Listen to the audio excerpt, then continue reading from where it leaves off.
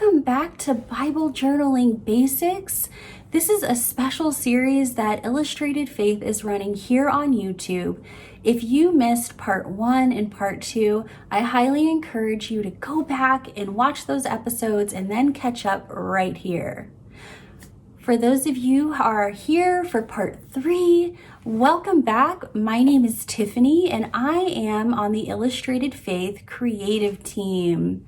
Today we're discussing all things printables. Now, if you're familiar with Illustrated Faith, you're also familiar with our Print and Pray shop. And that's where we have beautiful sets of printables, which are just PDFs with cool clip art that our illustrators have designed week after week, and they stay up on our website in the Print and Pray shop.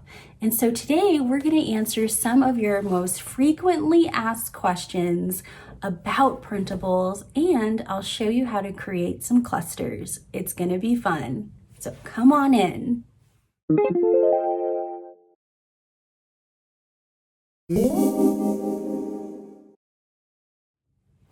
Some of you might be wondering, why printables? And if you are anything like me, I can't draw, I can't really paint well, I'm not a really good illustrator, I'm scared to draw anything in my Bible, you are going to love printables because our illustrators, they are professional artists and they create the cutest printables week after week for us to use in our Bible journaling and in our other projects that we might be doing in our crafty everyday lives. This one is from Tamara Arcia. This is one of my favorite printables of all time. I love the colors. And typically our printables come in PDF form and you can print them off for your personal use over and over again. So it's not just a one and done. If you're familiar with sticker packs or even little embellishment packs at your local craft store, think of printables as the means to make your own custom stickers, your own custom embellishments or ephemera for all of your crafty needs. Now, if you're one of our friends out there who doesn't own a printer, you are not alone.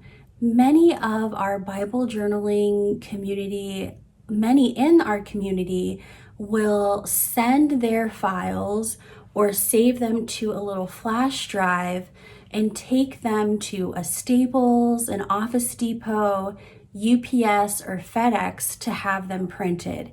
And one of the tips that those individuals have passed down to us, that if you bring your own paper, you end up paying less for the copies. So if you're one of our friends out there without a printer, there are definitely options at those different office stores or even your local printer. That might be interesting to look into.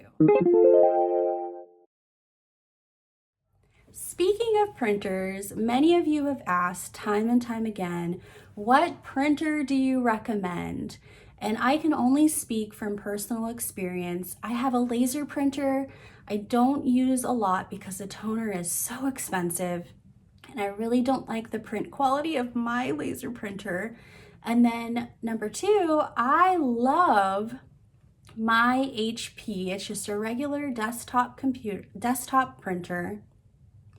And I've subscribed to something that's called Instant Ink, where you pay a monthly fee, so maybe $5.99 a month, can be more or less depending on the number of pages you plan to print, and you get unlimited ink cartridges. So if you get low on ink, they send you another one. So that has saved me over the years hundreds and hundreds of dollars every single year on ink. Because then think about it, if you're going to the store to get replacement ink cartridges, you're going to spend anywhere from $40 to $60. So I'd much rather pay that monthly fee. Now, if you aren't familiar with the laser printer or an HP, honestly, any DeskJet computer will work for you. And one of the little tips that I have is to always print on best. And that's where you can go into your print settings and change the quality to print at the best quality, because that way you get beautiful, crisp, vivid images time and time again. Now you might be thinking, well, what kind of paper do I print on? And you certainly can print on any computer paper. I'm going to give you 2 handfuls of recommendations. So this first paper that I printed on, it is just regular printer paper, but it's a little bit thicker. It's called HP 32. It's a bright white, and it's just a little bit thicker. So you get that really high quality feel without all the thickness. Now, a lot of our designers love printing on cardstock, and that's just your typical cardstock that you can find in your craft department or online that you would use for card making or printing photos. This one is a 90 pound, so it's fairly thick, and it would be amazing for custom little bits of ephemera or clusters for your projects. Now, many people in our community love printing on clear sticker paper. This is a full sheet of clear sticker paper. It's similar to labels, but you just get that full sheet. And these are so fun to put in the background and to layer things on top of them. You can even journal directly on top of this clear sticker paper. Some of our designers on our team are big fans of vellum. This is just printable vellum, and it has the same look as the clear sticker paper, but it's just a little bit more delicate, and you can get really creative on how you adhere this to your projects. Now, if the clear or translucent elements kind of scare you, there are full sheet labels or full sheet sticker papers that are white, that are just like printer paper, but it's almost as if you're creating your own custom sticker sheet when you print on them. How fun is that? One of my favorite things to print on is sticky back canvas. This is so fun. It makes so much texture for your project. You can even do sewing projects with these. I just love this, and I'll make sure to drop the names and the brands in the links below so that you can know exactly what I'm using and what other people are using in our community. Now, if you want to get really brave, this is something that I started printing on this year. This is craft sticker paper. So it's like that brown paper bag paper that you can get for different crafting projects, but it's sticker paper. It has a little bit more of a rustic look to it. It's just so fun, especially with fall right around the corner or fastly approaching. This craft sticker paper is just too fun.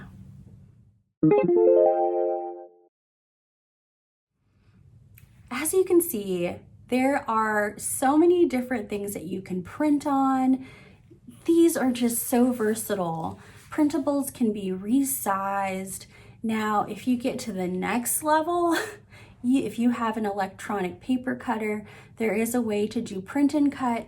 That way you're not cutting out each of these images individually if you really want to bring it to the next level. But for this video, we are just going to keep it simple. So what I'm going to do is turn you around and show you how I build a cluster using the printables. I'll see you on the flip.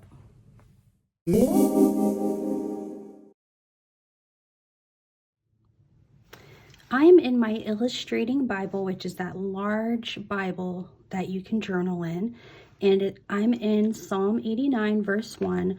I will sing about the Lord's faithful love forever. I will proclaim your faithfulness to all generations with my mouth. And that's exactly why I started Bible journaling. I wanted a way to praise and worship God that would endure generations, something that I could pass down to my kids and then they could pass down to their kids. So I have this cluster, and one of the big things when you're building a cluster is to pull in things that you're drawn to, things that maybe tell a story. I chose the typewriter because that's exactly what we do in Bible journaling. We not always type it out, but we handwrite our prayers and our praises to God. We write down our worries to God. So writing is part of the practice of Bible journaling.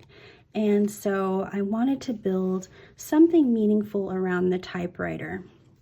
And as we learned in the prior lesson, I have some stickers that I'm going to add, and I have my journaling pens so that I can add my own journaling directly into my Bible. Now I'm using elements that were printed off on that clear sticker paper, as well as the HP 32 regular printer paper right there. The first thing I want to do is create a grounding element for my cluster.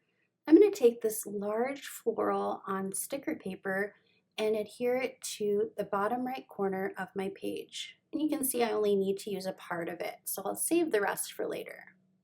Now I'm going to create a tip-in using that palette. And a tip-in is just a piece of paper or a journaling card attached with a strip of tape on one side so that you can journal underneath it, behind it, on top of it. It's great for hidden journaling. And now I'm going to add smaller accents on top of the palette just to add more layers to my cluster and create some focal images for my eye to be drawn into when I look at the page. One of my favorite things to do is to add fun elements that I make up all on my own. So I'm going to create like a piece of paper coming out of the typewriter, and I'm going to add some handwritten journaling right there.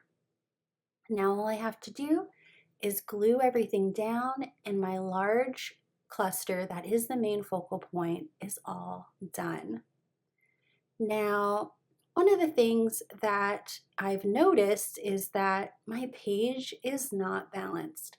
So I'm going to create a smaller cluster in the top left corner using the remainder of the large floral clear sticker paper and some of this Studia Alpha stickers in teal. And I'm just going to add my title, God is Good. As we learned in part 2, stickers are your best friend if you're nervous about journaling your own titles. Another tip is if you have 2 different colors of the same alpha, you can layer them to make them look 3-dimensional and to add just that much more interest. Now that my page is almost done, all it needs is my journaling and prayers and a date. Please go ahead and give this a like, and also be sure to subscribe to us. Thanks, everyone.